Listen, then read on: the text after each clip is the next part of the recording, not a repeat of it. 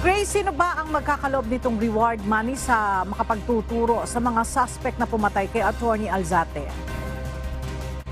Ella, ang magbibigay nitong pabuya ay ang Abra Police Office, kung saan ayon nga kay Police Major Daniel Paloy ay ang Public Information Officer ng Police Provincial Office Abra. Posible aniyang may kinalaman sa trabaho ang motibo ng pagpatay kay Attorney Alzate bilang human rights lawyer sa Abra. Tumulong na rin ang National Bureau of Investigation sa pagresolba sa kaso sa pagpaslang sa naturang abogado. Doon kasi kami, ma'am, nag-uumpisa doon sa work ni Attorney Sanyata. Karamihan na yung mga kliyente niya, ma'am, yung mga heinous like murder. May alok na 100,000 pabuya ang Abra Police sa makapagbibigay ng impormasyon tungkol sa salarin. Nanawagan ang pamilya ng abogadong binaril sa Bangked Abra na lumantad ang sinumang may impormasyon sa pagkakakilanlan sa salarin. At sa pahayag ng pamilya ni Atty. Maria Sanyata Liwliwa Alzate, umaapil sila sa otoridad na magkaroon ng masusing investigasyon sa krimen. Yung sa Special Task Force Alzate natin, ma'am.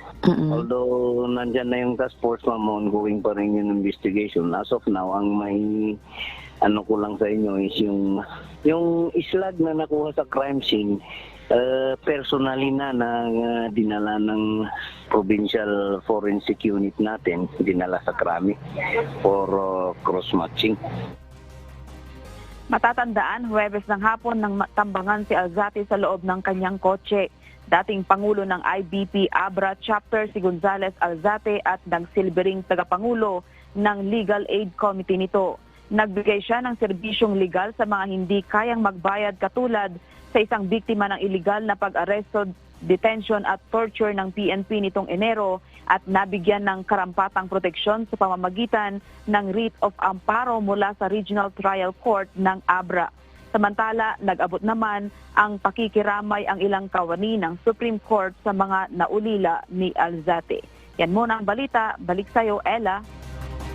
Grace, nakausap mo ba ang pamilya ni Attorney Alzate bago siya mamatay? Yung pamilya kung meron bang o natatanggap na death threat kay Attorney?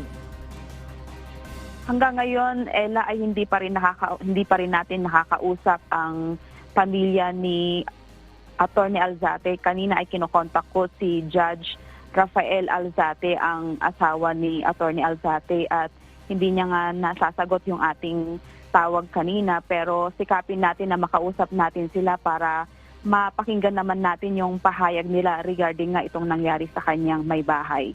Ella. Alright, maraming salamat, Grace Flores.